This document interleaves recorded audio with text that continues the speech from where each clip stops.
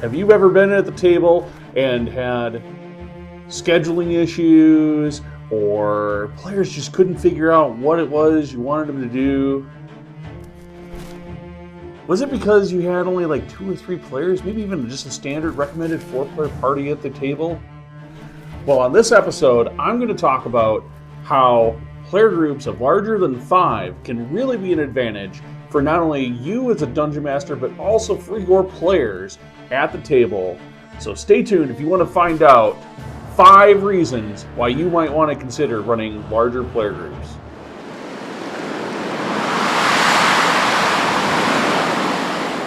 Welcome to WiscoDice! Hey yo folks, I am your host and Dungeon Master, the Conesy with the most, and I am here to tell you today about 5 amazing reasons that you might want to have larger player groups at your table when you're playing RPGs, Dungeons & Dragons, whatever it might be. But before I go ahead and get into those 5 tips, there's something really important I need you to do right now. And that is to smash that like button, and don't forget to subscribe and leave a comment below on what your experiences are at running larger than 5 players at the game table. Now, let's roll into our 5 reasons. Reason number 1. So, first reason I've got on the list is scheduling.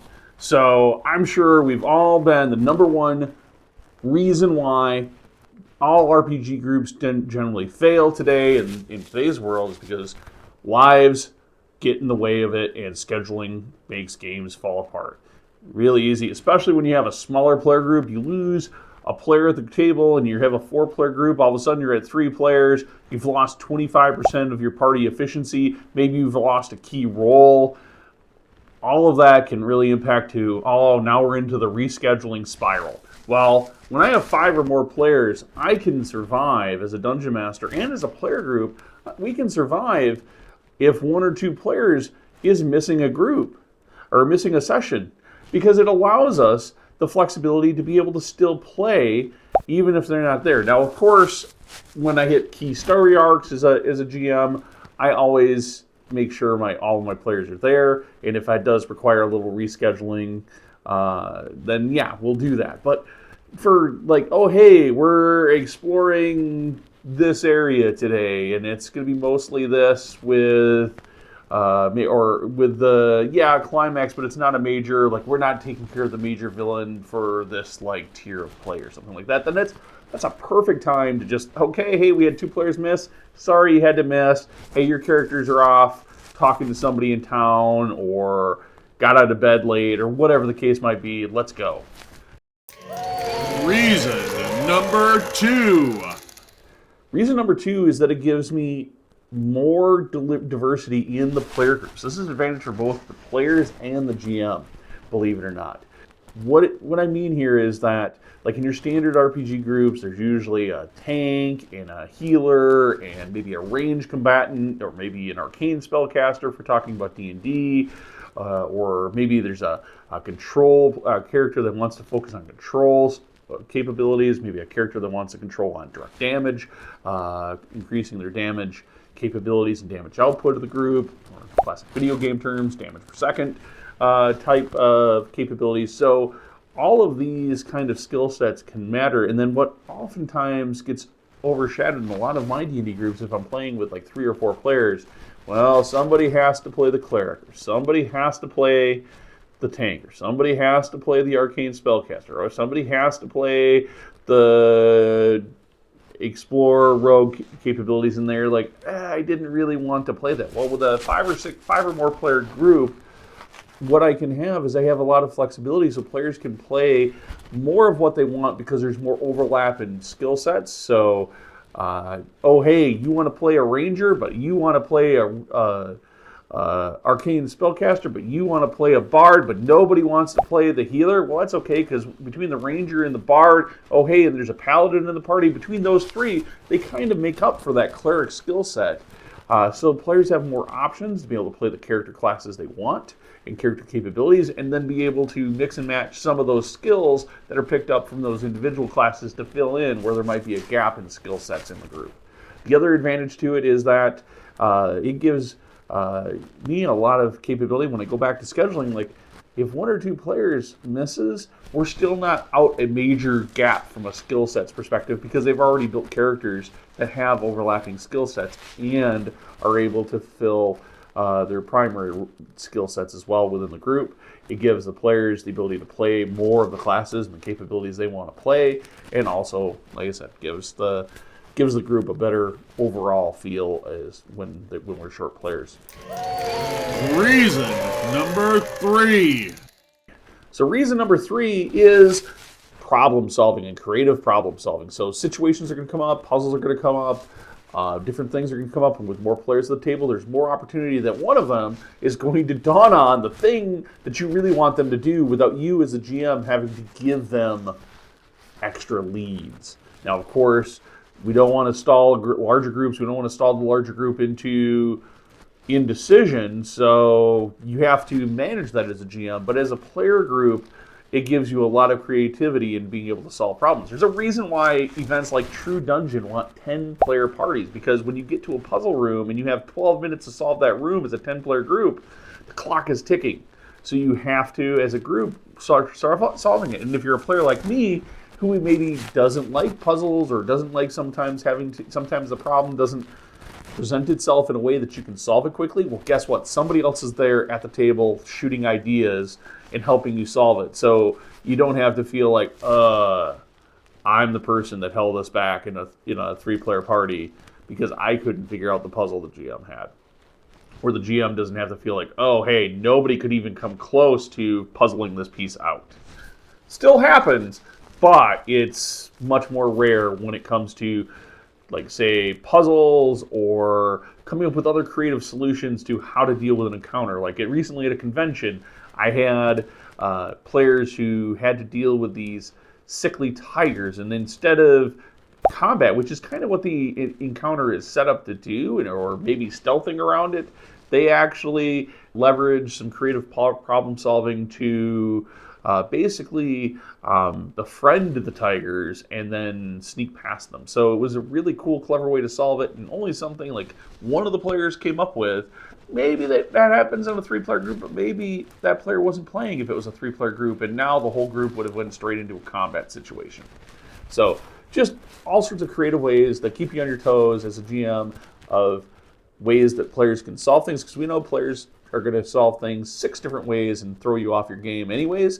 More players gives them more options, and that means you don't have to be the one as the GM kind of just prodding them, this is what I need you to do. They can just come up with it on their own. Reason number 4. Increased party survival. I can't say this is enough.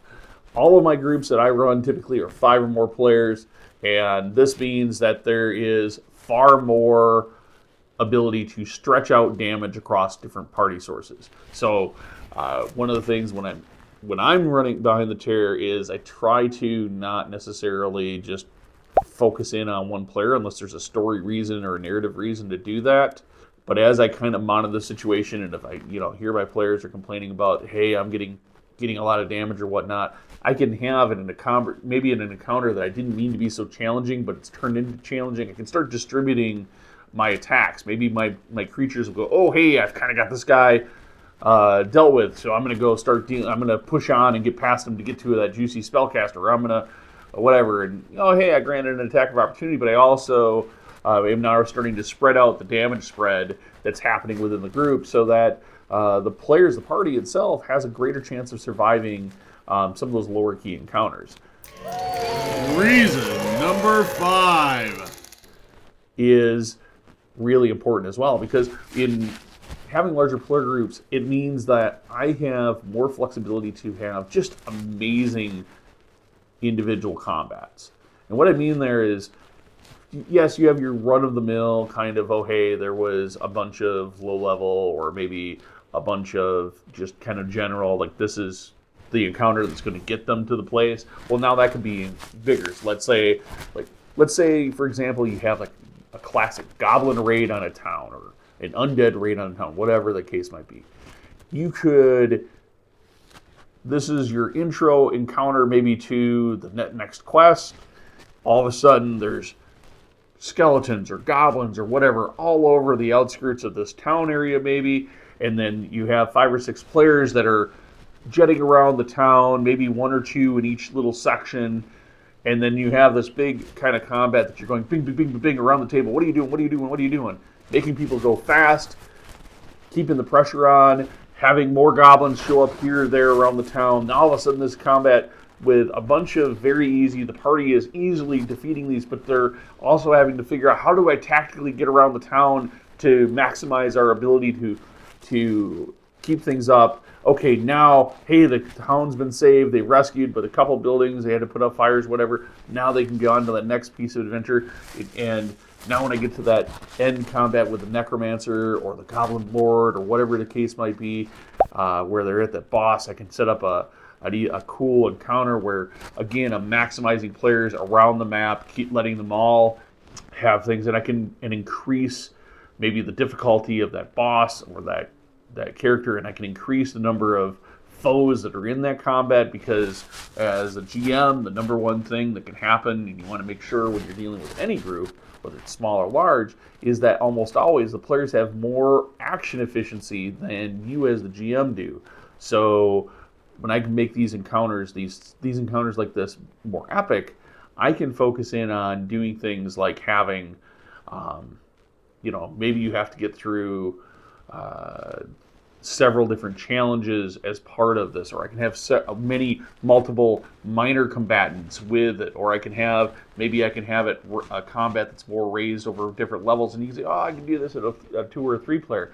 Well, the problem is in like a 2 or 3 player game, all of a sudden maybe that one player that can't keep up or doesn't have that fly or levitate ability, they get left behind, and now what are they doing back here? They can't contribute. Oh, I got to shoot my crossbow at the boss that's across the room. Well, now I can have, now they feel like they're epic because they're back here holding back the undead swarm that's coming up from behind or coming out of the walls of this crypt or something like that as they're, and so they still feel like they're participating in the big epic boss fight while still at the same time continuing on. Another example of this is like when I ran Rime with the Frost Maiden for my players, my final encounter with Oral, the god, was that she's teleporting around the room. Now I'm distributing damage with her because she's teleporting around the room and splashing damage on all the players, so damage is being distributed pretty evenly so that combat went for more rounds.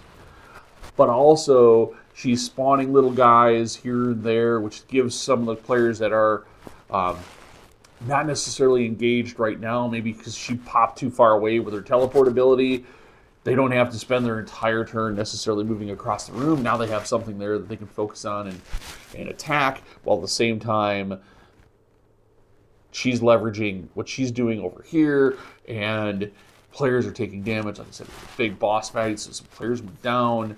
It gave everything a very dynamic feel, very fast. There was multiple rooms that were being bounced through, so players were sprawled out between different rooms.